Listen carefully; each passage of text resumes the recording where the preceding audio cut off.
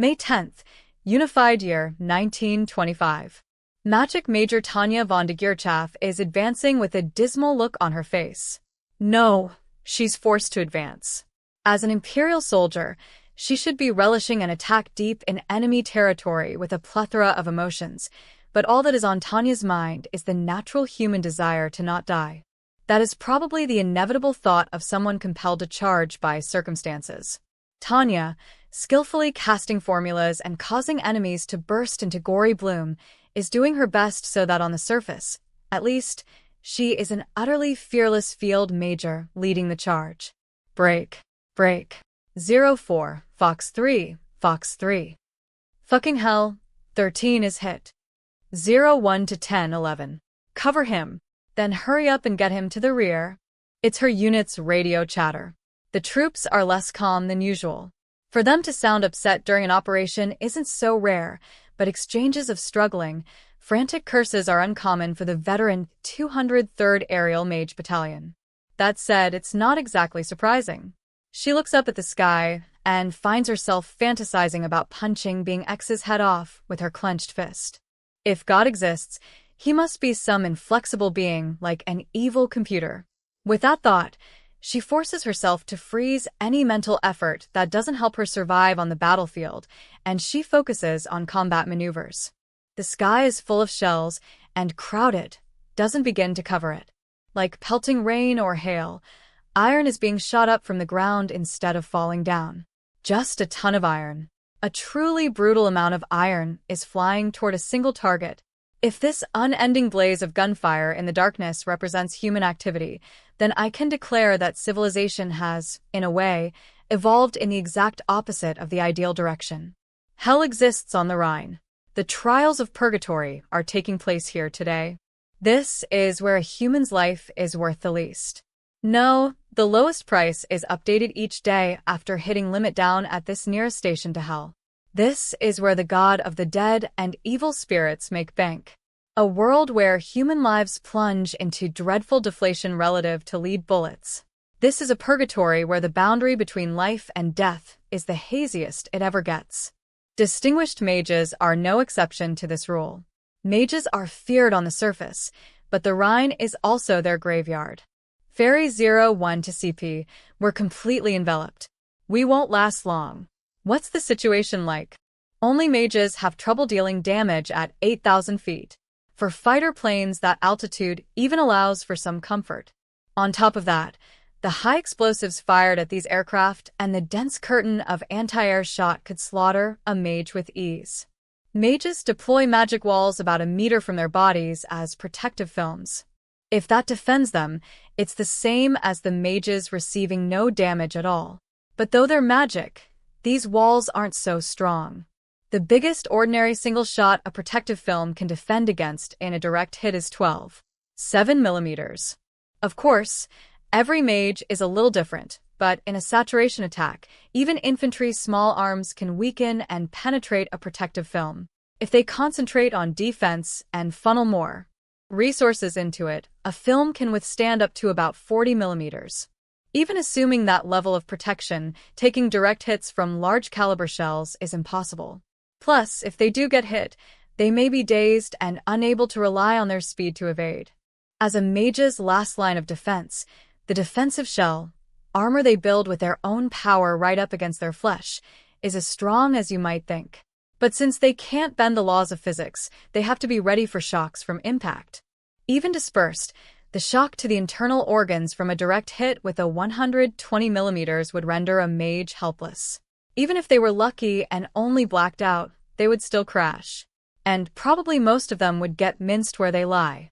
For better or worse, my orb, the Alinium Type 95, can repel up to 88 millimeter shots with its protective film. Theoretically, it can also create a defensive shell that can stand up to 120 millimeters grade shots. I'm not anxious to test that. Only researchers want to test bulletproof vests in actual combat. The people who have to use them would never do that. Plus, when my orb blocks a shot, high-density interference factors get scattered around and obstruct magic use over a wide area. It's possible to take advantage of that effect to make yourself nearly undetectable. A simple way to think of it is that it's like putting an ECM-24 on full blast. It's probably exceedingly difficult to spot flying objects with optical apparatuses at night. Of course, since it's so similar to an ECM, the interference in itself is a frank indicator. If your radar whites out, it's self-evident that something is there. As such, the situation is not suitable for stealth maneuvers. If we're detected but they can't lock on, however, guided missiles or disciplined fire won't be a threat, so breaking through at high speed and harassing them a bit makes a great invisibility cloak. The huge, critical side effect of that is my psychological suffering, but there's nothing I can do about it. Phase 2 will be finished momentarily. Until Phase 3 orders are given, each unit should continue designated operational maneuvers. A noise-filled radio message. Not only is it encoded, it's a transmission between mages that uses a special format with directional waves via orbs. You can just barely have a conversation using this system, so it only really works for practical communications. The high density of magic remaining in the air creates ear-piercing noise. I hate that we're supposed to throw off the Republican Army observers when we don't even know the positions of our fellow soldiers. After all, we're a rear guard that is jutting or rather, charging into enemy territory. Once the entire theater gets involved and large-scale maneuvers begin, concealing ourselves will become important. Although we're withdrawing under cover of night, regardless of how it would go with a division, doing it with an army group is a different story. As highly mobile and responsive as my group of excellent mages is, we're not a big enough force to cover the entire Rhine area. And with one somewhat undermanned augmented battalion, the normal methods would be impossible. Which is why we have this deceptive plan to convince the enemy that we're planning an offensive using a reconnaissance and force mission. The General Staff concluded that it wouldn't be possible to hide the activation of the rail network that would accompany the large-scale maneuver in the theater, so instead they deliberately spread false information about it. The Empire is moving supplies and troops in preparation for a major offensive. If I hadn't heard about it when I met with General von Zetor in the capital, I would have believed it myself. They put so much effort into the story. In the capital, a public relations officer made reference to a large-scale operation, albeit in unofficial settings. There were rumors of a major operation on the Rhine lines. And there were the supplies bustling back and forth by rail. It's a huge, tricky retreat designed to draw the enemy out and destroy them. We'll need a ton of material. And reports on Irene are being thoroughly censored. Thanks to that, we've convinced even most of the informed people that the movement on the Imperial side is reinforcements for the suppression of the revolt in Irene. The Empire admits, blushing, that it has failed to quell the situation. The parts of the story that couldn't be blocked with a strict gag order have been turned into rumors that control had been achieved to keep up appearances. The tight plan tricks people into believing the opposite of what's true. We don't have enough data to guess how the Republic is taking it, but people have a tendency to believe what they want to believe, so I think we can expect some results. Even so, they're probably suspicious that the Empire, which supposedly has supply line issues, is launching a desperate all-out offensive. But I can't believe we actually fooled them, even if they are suspicious. The trick worked brilliantly, and it seems the Republic was even on guard against our desperate offensive. The Imperial Army's most elite mages have performed a recon in force on an unprecedentedly deep level and met with formidable Republican Army interception, just like the Empire wanted. Thus, Tanya and her battalion, reflecting the desperate Imperial Army's impatience, must pull off this deceptive recon in force mission with no regard for casualties. And the report that the Republican Army is on guard against deep penetration by a recon in force unit was music to the Imperial Army General Staffers' ears. They bought it, they all think, relieved by the good news. Now, the retreating units don't have to worry about getting their butts kicked. But though she may be a staff officer, Tanya is in a fight for her life on the battlefield and thinking about awful things like a smile on being X's face. In order to keep the enemy from finding out it's a ruse, the battalion is forced to carry out this recon in force mission without regard for sacrifices. The 203rd Aerial Mage Battalion is spread out along the front acting as a decoy and rear guard, so the enemy doesn't realize the army is retreating. Behind us, they're probably doing their best to move the clunky field guns to the rear. Once that phase is over, the infantry will withdraw. The field engineers have already laid traps. We can expect the move to be finished within the next few hours. Hence, my unit is stuck getting shot up like this while we buy that time.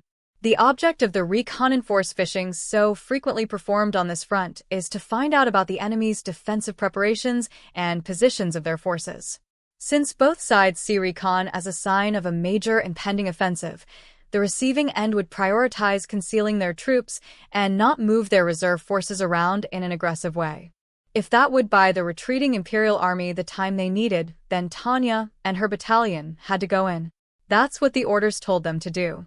Of course, in order to prevent us from gathering intelligence, the Republican Army gives us an enthusiastic welcome with dense anti-air fire. Plus, since we're facing an interception from a base so far back, our rate of safe returns isn't going to be very high. In fact, the yardstick for whether it's actually recon in force or not is how many casualties the attacking team suffers. Ferry 08 to 01. I'm hit. Going to fall back. It isn't uncommon for the guy flying next to me to be put out of commission. As for the efficiency of their interception alone, though, as long as we have their radar whited out, there's no way they can use disciplined fire. Conversely, with skilled radar observers guiding the fire, they probably would have been able to intercept more effectively. But the Republican Army, which tends to rely on radar observer fire and mages' disciplined fire, is horrible at visual combat. The main reason we're still taking damage is the sheer amount of iron they're throwing at us. You can connect even with lousily aimed shots if you fire enough of them. It's just terrible.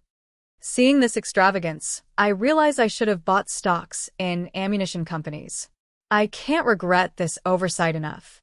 While they are consumables that cost little individually and therefore aren't very profitable, if they're getting squandered like this, the manufacturers must be doing gangbusters. I had been putting my salary into natural resources, thinking the profits on munitions would tend to be kept low, but maybe that was a mistake. 01 Roger. 06. 09, cover him. I'm gonna take 2 shots, so fall back during that time. What is done cannot be undone. As I reconsider the conclusion I reached back then, I need to apply what I learned to the future. Here it is, my constructive orientation toward the future. It's important to always have a positive attitude. Anyhow, right now I need to fill in the hole left by my injured man. That's only a matter of course, but it's better if I can avoid danger. Then is not covering him because I fear danger the right thing to do? The answer, unfortunately, is no. Amateurs tend to be scared of any danger they can see. They worry that if they do anything, something terrifying will happen, so they freeze up. So an amateur frets that they'll give their position away if they shoot. Certainly, they may be right to perceive some danger there, but it's still only an amateur's thinking. Doing nothing means losing an opportunity to do something. What humans should fear the most is forfeiting profit. If I offer the retreating man an escort in this situation, I attach 2 of my subordinates to him as support. So we have a cluster of 3 people. If I fire 2 supporting shots, the sky is still full of smoke from bursting shells and searchlights. I doubt anyone will notice a couple of shots in the middle of all that. If anything, I can expect that the 2 supporters will get a great reaction as decoys. In other words, while they're withdrawing, they'll monopolize the enemy's attention. If by taking a slight risk I can steer clear of danger, then naturally, that is the rational choice.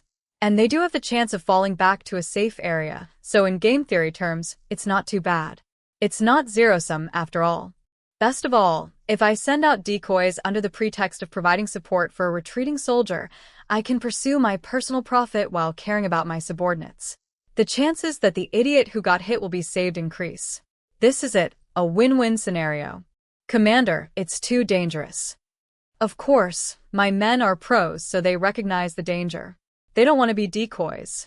That's dangerous. I understand very well why they want to protest. We have no choice. There's no time. Do it. But oh, how sad. No, for me, I should probably say it's happy. This is the army, and I'm the superior officer leading my troops. Of course, when she remembers that the whole reason she's stuck here suffering in the first place is because this is the army, she's sorry. In the capital, her superior officer, General von Zetor, gave her strict orders in writing to operate under the direct command of General von Rudersdorf. The orders had come down the official route in the proper format. In other words, since I have orders from General von Rudersdorf, I have no choice but to accept them and be the rear guard here. This world is quite easy to understand. It's an intense mission, but I know you can handle it. The higher-ups have extremely high expectations of you. I'm sure no one can euphemize forcibly sealing lips so well as him. Since I couldn't get him to listen to my objections, it must be that. It could be a misunderstanding, but it's best to be a pessimist and prepare for the worst. So once I'm prepared like a pessimist, I'll be an optimist. Ideally, I'd like to build a win-win relationship with the general staff. I don't think I have a bad reputation as a staff officer in the first place. Then there's a fairly good chance that I've been sent here out of military necessity. Thinking that, a slight grin appears on Tanya's face. Yeah, maybe I've been worrying too much. Surely it must just be that my superiors want to break out of this war situation.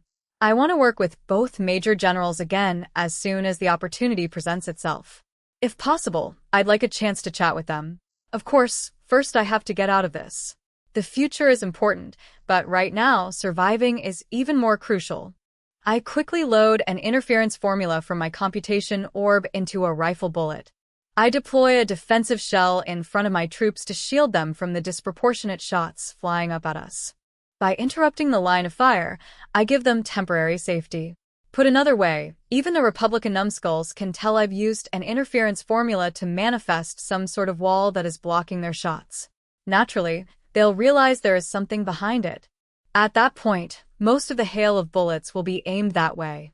01 to 06 and 09. Get a move on. That won't hold for long. Anyhow, if the decoys move too slowly, they won't last very long, either, but I need to keep the enemy's eyes on something besides me. Hurry, hurry, hurry. Roger, good luck. Yeah. May the Lord protect you. Irritatingly, instead of, may your luck be everlasting or something like that, I say some incomprehensible nonsense about the Lord's protection. I want to cry, but without the Alinium Type 95, my protective film would be blown away in an instant, and I'd be destroyed, defensive shell and all. In a way, being X is like consumer finance. I don't want to borrow and I shouldn't, but I have to. Eat shit. The only weapons that can intercept us at 8,000 feet are anti-air cannons, but if I get hit with one of those, it won't end well. CP to Ferry. Report on casualties and status. Ferry 01 to CP. Half of us have already dropped out. So far, we've achieved half of our scheduled numbers. Been looking for that Republican Army ammo dump, but can't find it. Thanks to that, even my battalion of tough mages is losing lots of men. No one has died, but there are probably more than a few who will never return to the lines. I'm glad I was honest about the constant danger when I was recruiting. If I was accused of false advertising, I would have betrayed the first principle of sales born of the modern era, honesty. I'm not such a half-wit that I think I can fool the market by shouting about mislabeling. A lack of faith in a trust economy is terrifying, just terrifying. Sheesh, I guess I should be breathing a sigh of relief. Or should I lament that just because we blew up the factory in Dacia, everyone's gone off, and convinced themselves that if anyone can blow up an enemy ammo dump, the 203rd Aerial Mage Battalion can? CP Roger. 01. Got some bad news for you. It's not as if I believe in luck, but I recall that my forerunners emphasized it as a factor. Apparently, when the great Matsushita, 25, hired people, he asked whether they were lucky or not. Before I was inhumanely sent to this insane world, I didn't understand it. But now I do. It may only be a question of probability theory, but luck is worth researching. What is it? A battalion-sized group of mages is rapidly approaching the Rhine lines from the edge of our radar range. Hold them off until the end of Phase 3. Ferry 01, Roger. Transitioning to interdiction combat. Anything else? Suppressing the rage welling up inside me, I just barely maintain a businesslike tone. They say it's so simply. I may say interdiction combat, but we're essentially the strength of two companies performing recon in force. We're not in close formation. On top of that, just passing through defended positions takes a lot out of us. In contrast, the intercepting side is full of energy.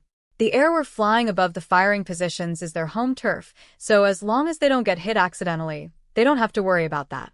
It has to be much easier on their nerves. We may be a band of elites, but I doubt our opponents are the type to unthinkingly say, "Yes, sir," when ordered to intercept us. After all, they're a battalion scrambled from the surface to obstruct our recon mission.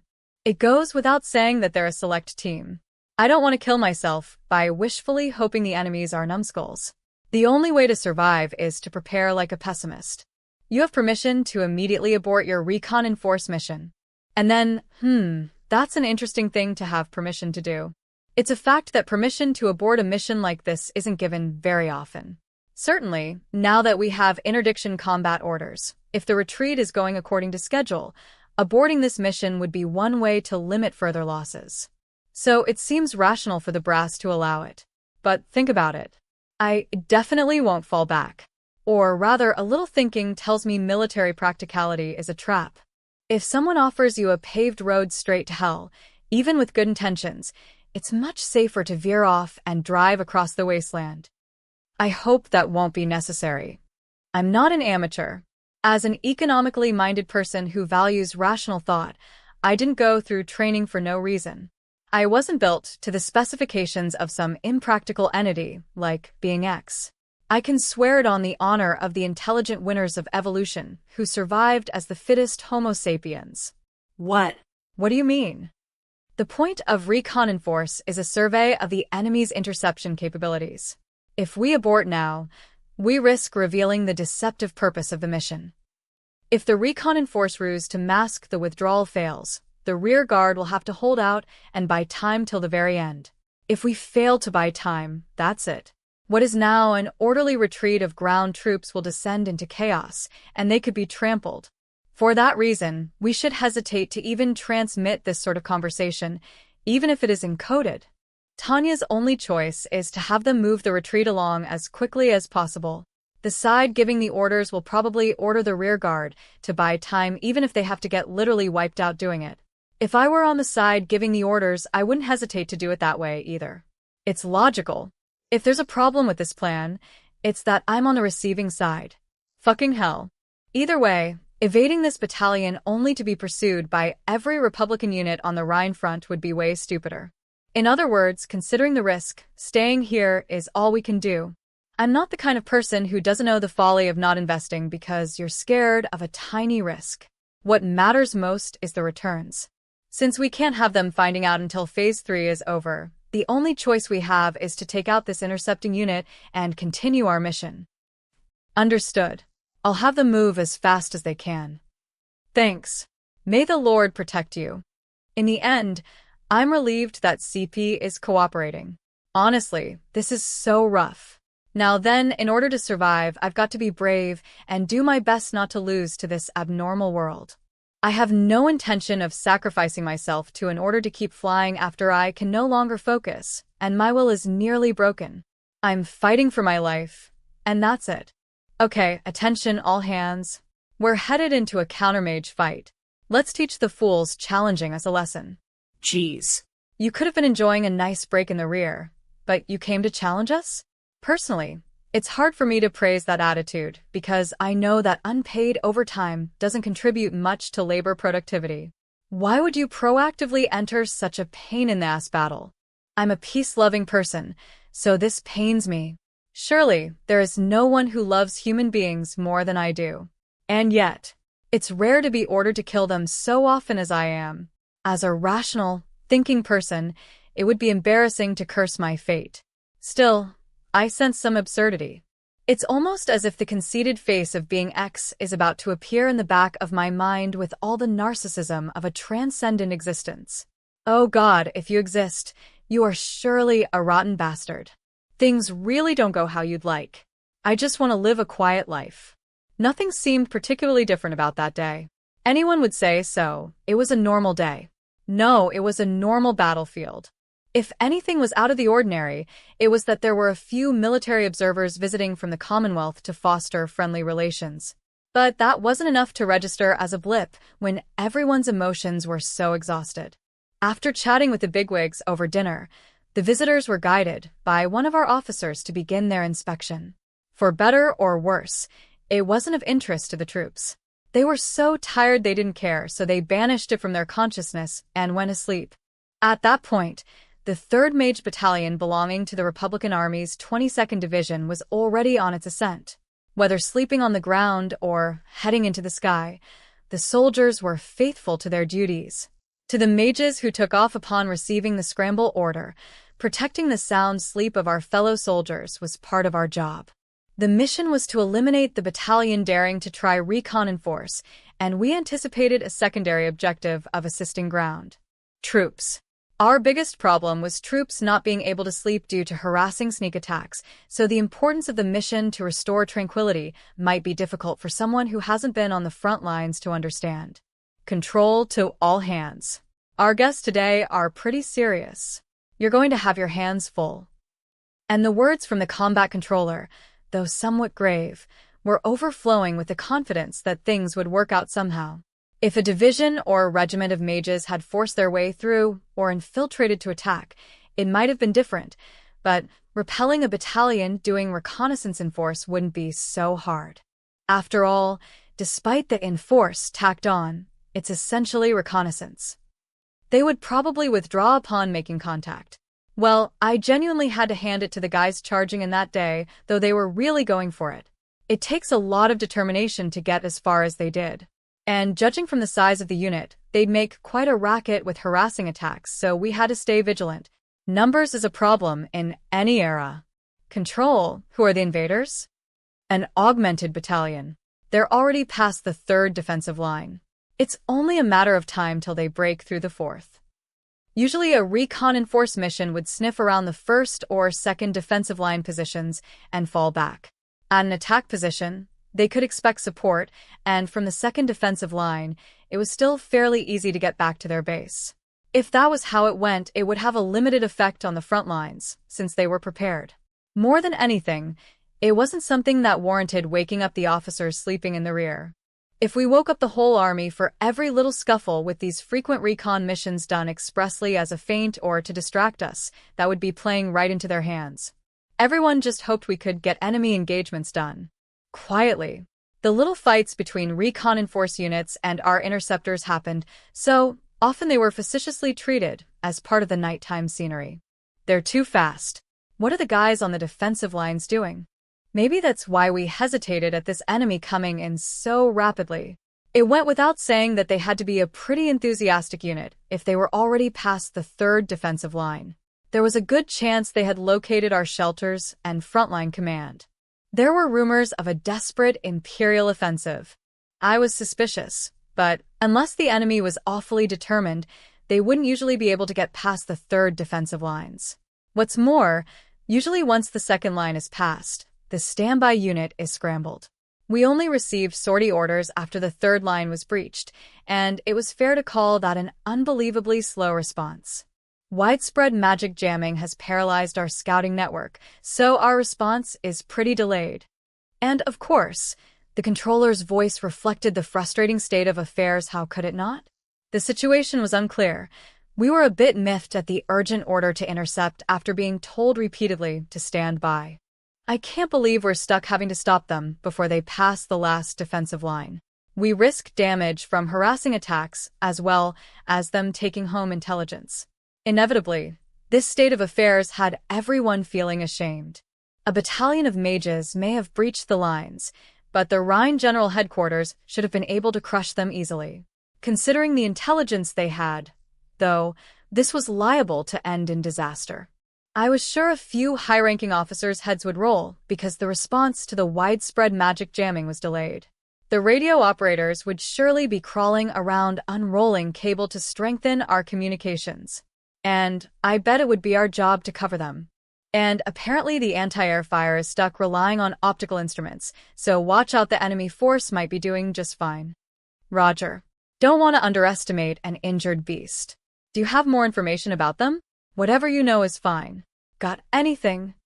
Anyhow, the future is the future. Today is today's mission. and it was going to be more intense than the usual missions. Everyone realized for the first time how worrisome the situation was. And we were shocked. Unlike when we repel exhausted enemy mages, this time it was possible we'd be up against a force that had been able to conserve their energy to a relative degree. The irritating veil of night made the situation we were facing even more difficult. Since our anti-air gunners were relying on optical instruments, we would have to worry about friendly fire, too. Considering how confusing it could be to tell friend from foe, it wasn't unthinkable. Due to the awful jamming, we haven't managed to identify them, but our superior says they seem like elites. There's also the rumors of a large-scale Imperial offensive. Stay on your guard. I appreciate the advice. Troops, game faces on, and let's go. Our commander's encouraging voice tells us to prepare for the challenge. The determination and spirit we could hear indicated the appropriate amount of nervousness for a vigilant warrior. But that's only in hindsight. They were wrong. We didn't need game faces. What we needed was to be crazy enough about death to find a way to live through it. All hands, this is your battalion commander. We've located the enemy. Prepare to engage. Both sides' fields of vision were narrower due to the dark, which gave us trouble. We discovered each other nearly simultaneously. The battalion commanders engaged at about the same time. 2. It was simple. Republican mage doctrine is to work as a group and overwhelm the individual strength of Imperial mages using organized combat and disciplined fire. It was basically an unexpected encounter battle in an area approached by the enemy. Plus, the powerful jamming caused by high mana density. Even a conservative estimate would say this battle would be something we're not used to. And our opponents were a unit composed of veteran mages with a wealth of experience and a talent for close-quarters fighting. There was no way a normal unit could take the brunt of this assault honed in Dacia and Norden. If the vanguard had held out just a little longer, maybe the rear guard could have gotten away. Or, if there had been just a few more mages in the rear guard, the unexpected shots could have stopped the enemy's approach, so the vanguard could get away. But everything fell just a bit short. The results were disastrous. The shock caused confusion. A storm of formula bullets from a submachine gun heightened it. Things deteriorated we'd been had, and there was no way to stop the blood or the damage. The explosion formula, loosed by the Imperial Mage commander at the helm, opened a huge hole in the vanguard. At the same time the breach appeared, multiple optical shot formulas were aimed to crush commanders of each company, and just like that, the Republican command chain's head was lopped off. But Republican troops could still, if only barely, resist in an organized way. The rear guard began using suppressive fire. They knew they had to cover the gap in the vanguard. For a short time, the rear guard managed to cover for the vanguard to plug up that hole. They had enough energy to attempt to reorganize their force. Their vigorous resistance succeeded in keeping the attack at bay, but as a result, they couldn't give the vanguard covering fire. They used their full strength preventing the enemy approach, but then had no energy left to protect the vanguard. When furious resistance interrupted the Imperial charge, the mages suddenly switched targets to the isolated Republicans out front. It was around 2 companies of Imperial mages versus the 2 companies of the Republican vanguard. But the latter had been completely stripped of its leadership, so it didn't even have support. In that cut-off state, the Republican mages were isolated sitting ducks. As a result, the numerical balance between the 2 sides flipped. The rear guard had its hands full defending itself when the vanguard's fate was decided with a swift incision. Normally, the Imperial mages were prevented from approaching by the Republican army's obnoxious, disciplined fire. Meanwhile, after their supporting volley, the Republicans would be able to stop the remnants of the enemy from breaking through. This time, when the 2 sides met, however, the Imperial mages got to release their pent-up anger and cut the Republicans down. Attention, Ferry Battalion. Engage in pursuit. The rest happened too easily. By the time the rear guard suddenly tried to retreat after losing its shield, it was too late. The Republicans didn't have enough distance or speed to shake off the Imperial mages, who had accelerated for the attack. Their race to escape the theater wasn't to be. Ultimately, the 3rd Mage Battalion of the Republican Army's 22nd Division was pronounced annihilated. Ironically, The only survivors were a few downed in the initial explosion formula who narrowly escaped death. The Republican Army ended up mobilizing the Rhine General Headquarters Select Mage Battalion, but they failed to locate the invaders. On the contrary, they let them burn several supply depots. At that point, the Republican Army command shifted its full attention entirely onto the invading battalion. Rumors of a major offensive. Whispers of the fate of Irene. They fought bravely to the last man. The stirring echoes of propaganda convinced the Republic that the people had sacrificed themselves and met a tragic end. We can't let their deaths be in vain. The distress of the Imperial Army and the cornered supply lines were simple enough for the Empire to fix, but the blow still stung. So it didn't hesitate to choose military maneuvers as the way to break out of that horrible situation. To secure the front, to secure the Empire. But that's exactly why people of both nations thought. We're so sick of this. So the Empire was at wit's end over its unreliable supply lines, and the Republic saw them as hope. Little birds were twittering about the movements of the Imperial Army, and the same thing was on everyone's minds. The Empire is not okay with the current situation. And it was the absolute truth. The Imperial Army General Staff had realized that if they focused on beating the bothersome partisans while relying on a limping rail system for supplies, maintaining an aimless front wasn't worth it. That objective reality fueled the Republic's misunderstanding. Everyone firmly believed that the Empire's powerful military organization solved problems through major offensives, like it did in Dacia, like it did in Norden. And apart from the delaying at the beginning of the war, the Empire had always defended its territory to the end. Yes, its territory. Nobody would withdraw from their own territory. That was the one-sided belief the Republicans had. But to the officers of the Republican Army who paid for a sliver of land with blood, it was self-evident truth. They were proud of defending their home with mountains of dead, so they wondered who would part with their fatherland. And that was why they ended up misreading the Imperial Army General Staff War Machine's intentions so completely, it was ridiculous. Perhaps you could say the Republican soldiers got trapped in their own emotions. That day, as a result, the Imperial Army succeeded in abandoning the front without the Republican Army noticing. Now then, it's about time to talk about the seed of the Empire's victory. It all started with the reality of conducting recon in force of heavily guarded positions. The dilemma was serious: high casualties versus tactical necessity. The fact that estimates said even the Devil of the Rhine and her elite troops would lose at least half their numbers should speak to the danger of it.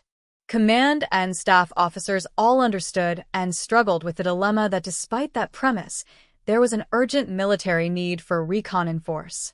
An augmented battalion performing recon in force created too many casualties, but any fewer soldiers, and they wouldn't be able to achieve their objective. Facing this dilemma, the Imperial Army requested its technical arsenal to research a new weapon that would enable penetration into heavily guarded enemy positions, and for some degree of reconnaissance.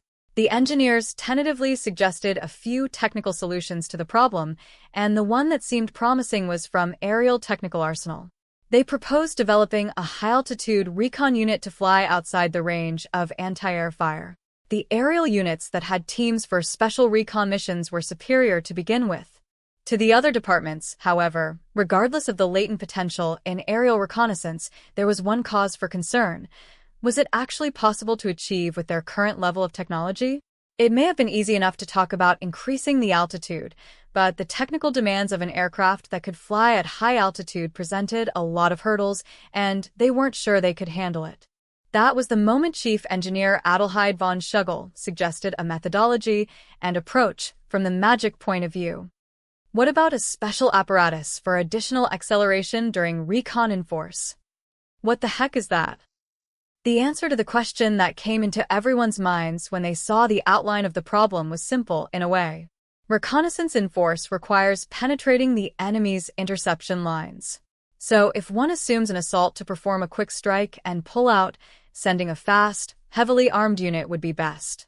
So all they needed to do was rapidly accelerate past the enemy positions before they could intercept. According to Schugel, putting the mages in additional acceleration apparatuses would solve everything. By doing that, they would be able to measure the enemy defenses and interception ability, so everything would work out for the Recon and Force mission as well. The argument that they would be able to achieve their aims to some degree using mages for recon and force was correct. That was why foot soldiers, or mages, were used more often than aircraft. But casualties had exceeded the permissible limit. That's why the army had asked the technical arsenal for its opinion. This was the conclusion. All right, have the mages charge at high speed. Certainly if you change your point of view, all you need to do is increase the breakthrough success rate of the mages. So, it was true that having them do it at high speed would get the job done. The only problem was that there weren't any mages who could operate at such speeds and altitudes. The one who offered this solution and wondered how to make it possible was one genius, Adelheid von Schugel. His answer? Add speed and altitude, with an external apparatus. The criticism that his idea wasn't much different from the aerial technical arsenals only went so far. After all, altitude was a byproduct in his plan, which essentially focused only on speed. Hence, additional acceleration apparatus. But rather than speak of his genius, it's probably easier to take a look at his plan. The apparatus would be equipped with an abundance of extra-large hydrazine fuel boosters. Of all the ways to secure stable flight, he used multiple single-use boosters.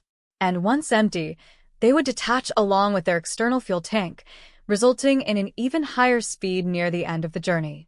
On top of that, he gave up on the biggest technical obstacle, regulating the boosters.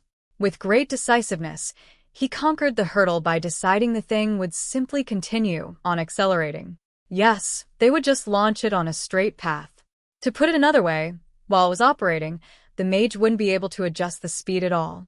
The apparatus would come with a tank of boron additive for accelerating in enemy sky, but that was different. The boron additive, estimated to be 10 times as poisonous as potassium cyanide, was for emergency evasion. To address the feared shockwaves and sudden increase in wave drag, all aeroelasticity issues would be left up to the mage's protective film and defensive shell.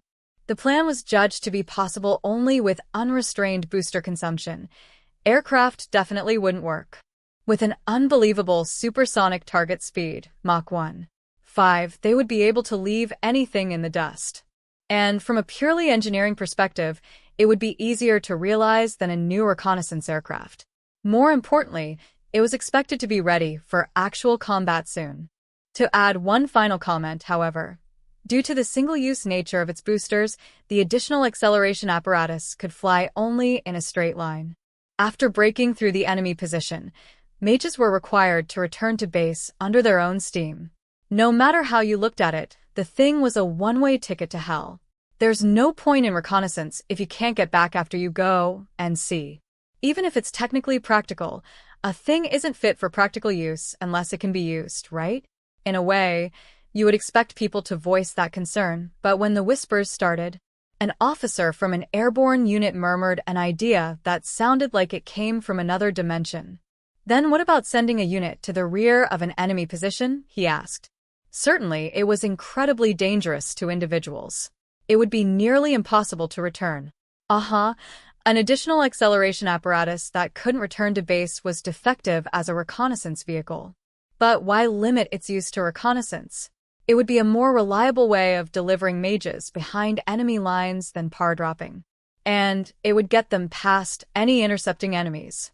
After all, simply launching the thing would send it way higher than a practical altitude for anti-air fire.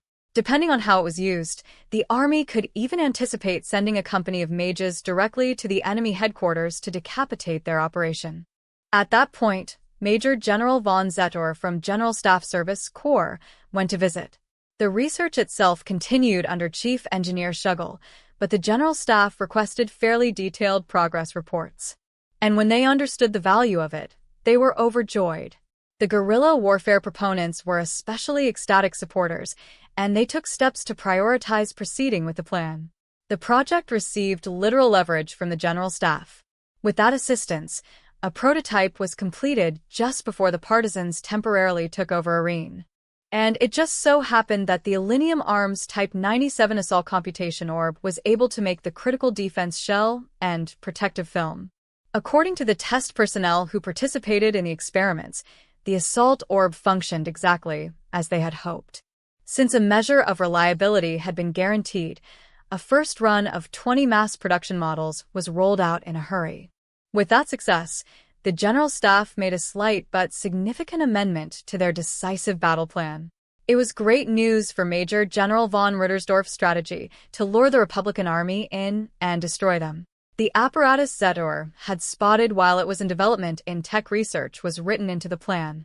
They were both thrilled.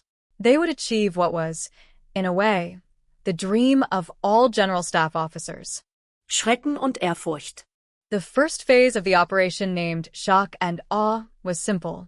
Attack the enemy headquarters directly to cause the collapse of their line. That was it. May 18th, Unified Year 1925, the second defensive line on the Rhine. It was a clear, cold night. In the Imperial Army's 203rd Aerial Mage Battalion, 2nd Lieutenant Warren Grants was on guard in a wool-lined field overcoat. It was a quieter night than they'd had in quite a while. Yes, a quiet night.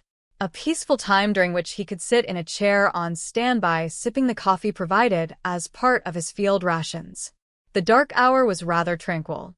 No shells exploding nearby, no warnings to be on guard against raids.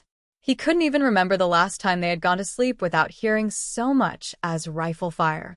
It must have been so long ago. This calm had come about because the brass carried line consolidation with extraordinary resolve. As a result of the successful retreat and reorganization, the Republican Army had hastily launched an advance into the wide-open vacuum the Imperial Army had left. Apparently, they were too busy with that to bother with the 203rd. Thanks to that, there was a brief lull on the battlefield. The battalion commander held off any sorties and told everyone to take a break before she went back to bed, giving the exhausted soldiers a much-needed rest. And so, fortunately, perhaps it could be said, the troops were able to spend a night free of the anxiety induced by the presence of the powerful Commander de Girchaf. When was the last time that had happened? Even though these were usually prime hours for nighttime interception missions or for conducting anti-raid patrols, everything was safe and sound. Despite knowing they were secure in a rear base, maybe they should have been a little more nervous about surprise attacks under cover of darkness. Of course, it wasn't as if the unit had grown lax. Even if they were so worn out they could sleep anywhere, including the mud, they could still respond to urgent orders at the drop of a hat. Still, they relaxed a mite. The reason was clear. The majority of the Republican Army had advanced into the void and basically forgot about the 203 RD's defensive position. The moment the Republican Army emerged from its heavily fortified lines, their soldiers zealously devoted themselves to expanding the army's gains. At this point, they would surely rather move into an abandoned area and advance the front rather than expend blood and iron fighting over a well-defended trench line, which explained the rare, peaceful night. Naturally, there wasn't zero concern about pulling the front back. But their commander had made a confident declaration. Tomorrow will be the tip of the spear that will end this war. It could have only meant the unit was gearing up for a serious attack. Still, though, the thought that they could end the war made things easier. If our commander has so much faith in the plan, then even if we don't completely destroy the Republican Army, it should still be enough to ensure the Empire's safety.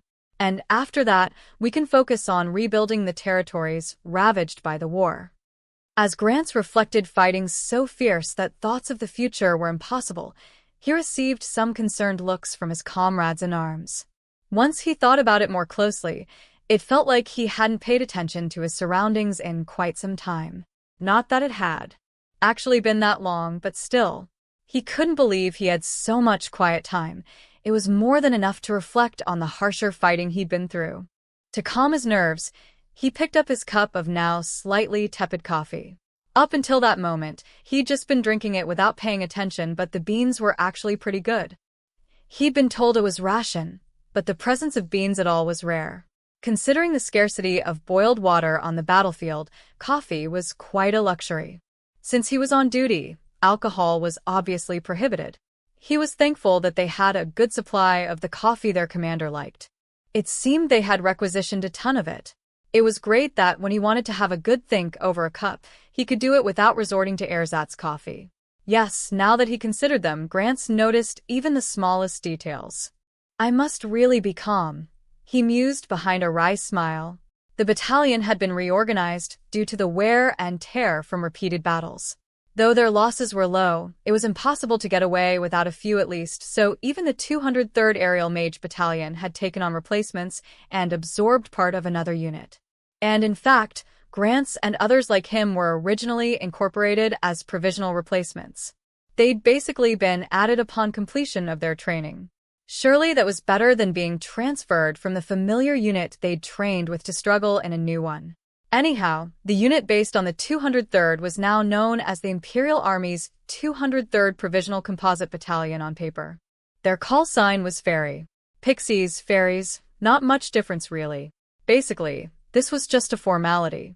Eventually, the personnel would be transferred on paper to the 203rd Aerial Mage Battalion, and the provisional part of the name would go away.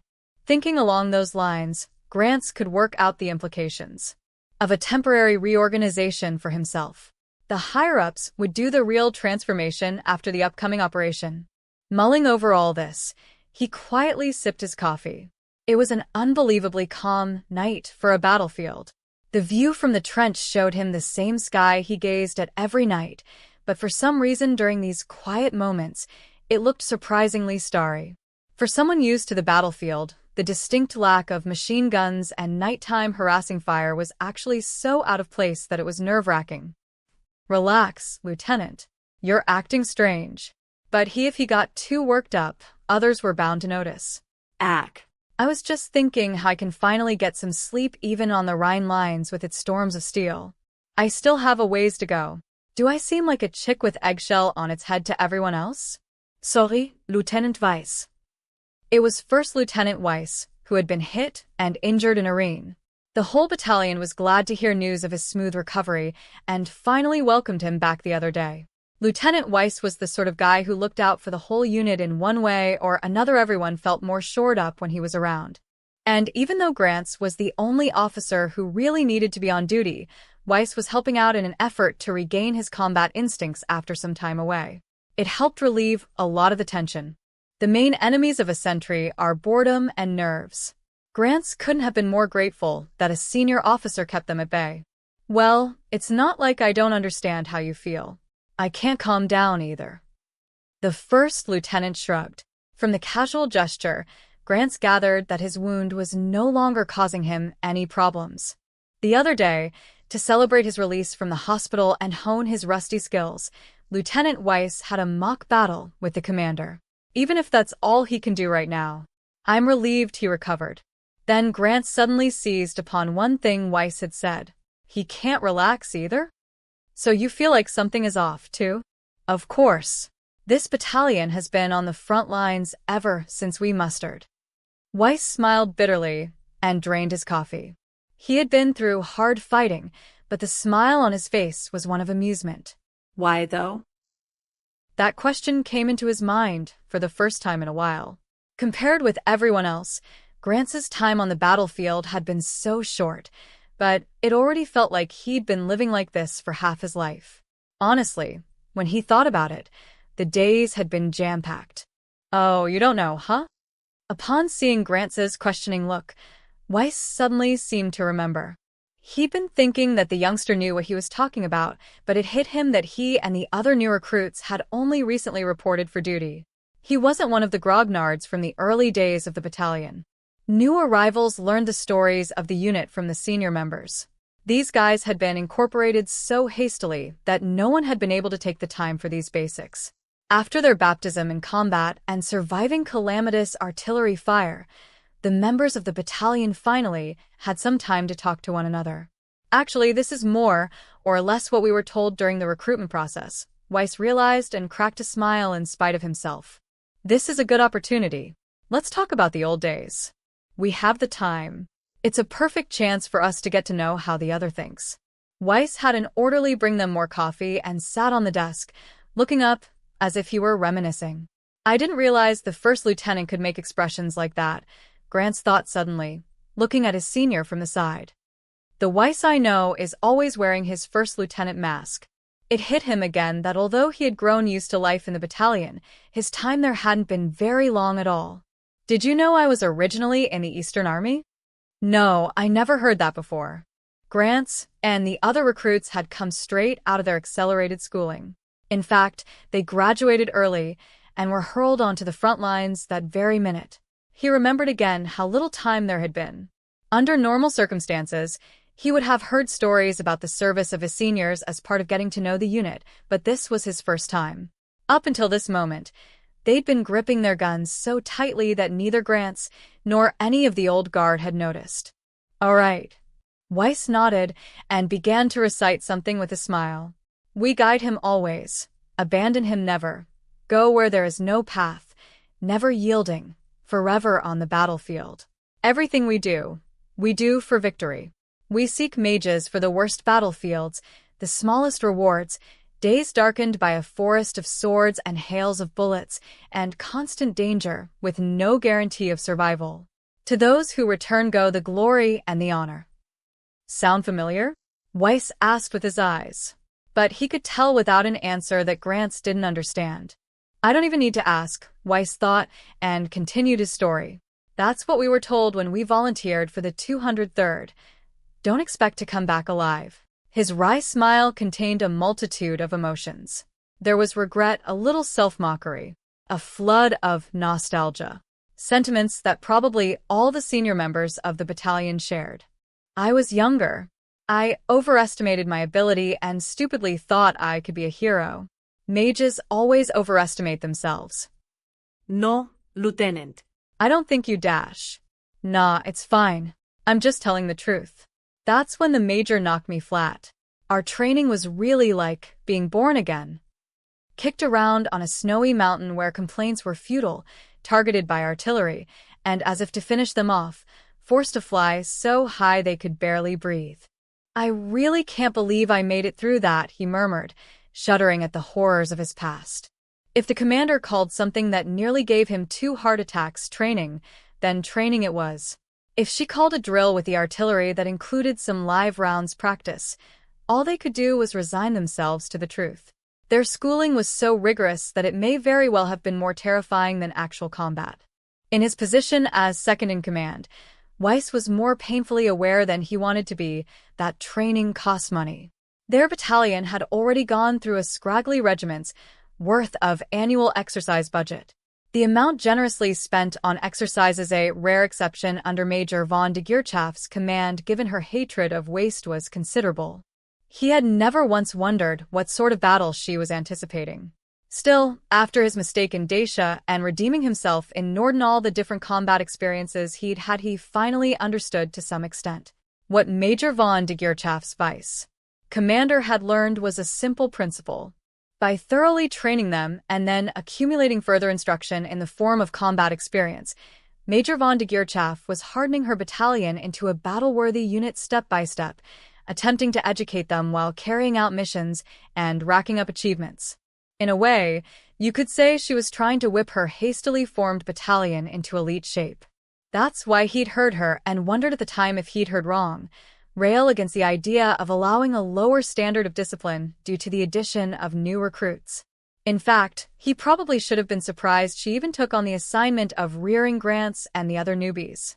As a result, however, it was fair to say that there was a reason the commander's philosophy changed from hand-picking elites to forcing cultivation. Or you could say she had her own form of trust in her superior officer's nose. Something had invited a change. Some reason that she needed mages, even just for head count. That was why Weiss had been looking out for the group newcomers. To his happy surprise, he got the impression Lieutenant Grants would make a fine officer.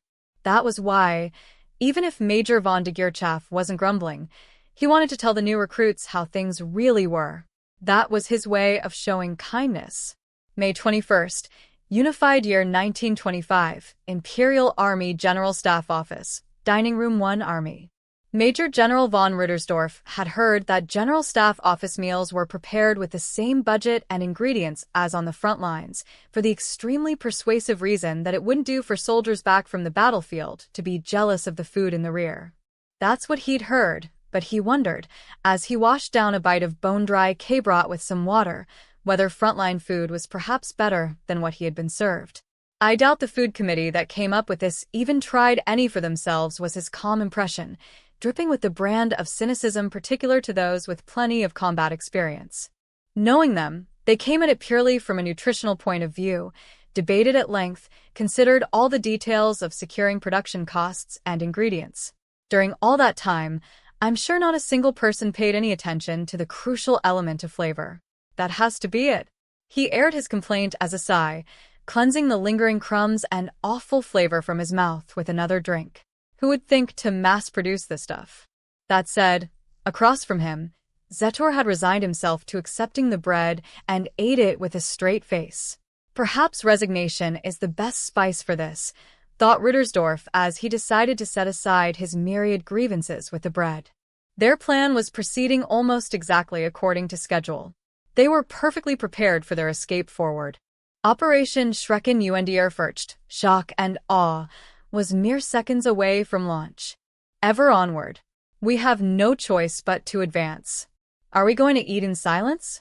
I must be more nervous than I thought. I can't believe you said that.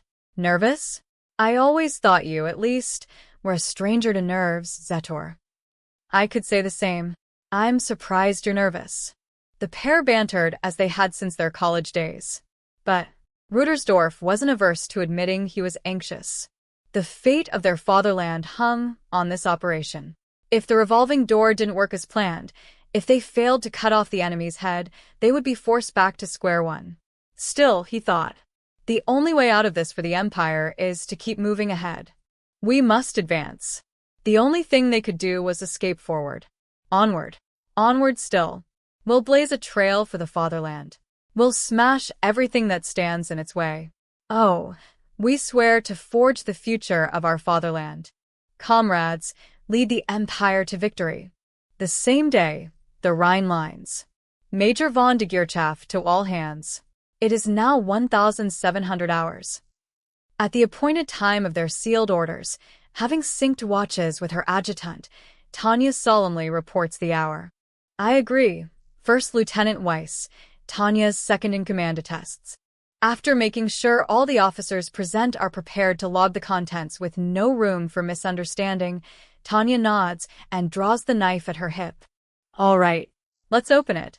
She casually slices into the secure package with the dagger and pulls out a sheaf of documents. Judging from the texture, it's probably the extra flammable oil paper with the General Staff's watermark. I can tell from the blurring of the letters that they were thoughtful enough to use water-based ink. It's fairly exciting. After flipping through the documents with a practiced eye, I've gotten the gist of it. Ultimately, the only move we have is to pierce straight through the front. In this situation, if we can't force a path to open up, the only alternative is to gather even more strength and find a way to break through. Which must have been why the Imperial Army General Staff Service Corps and Operations Division arrived at such a rather unusual solution. Even I think escaping forward is our only way out of this. So, if there is nothing to do but advance, we have to press forward like crazy with no thought to stopping. Lieutenant Serebryakov, gather the troops. Lieutenant Weiss, give this a look. Routine exchanges. Tanya sends her adjutant to assemble the battalion, fills her vice commander in, and prepares for the attack. Afterward, the brief comment she has for her officers is the same as always. Attention, officers. There is only the unflinching advance. Go forward, then press on. No, stopping won't be allowed. This will be an indomitable advance. Anyone who falters won't be permitted to live. It's our first and last chance. That's why we must get through. Only onward. Onward still.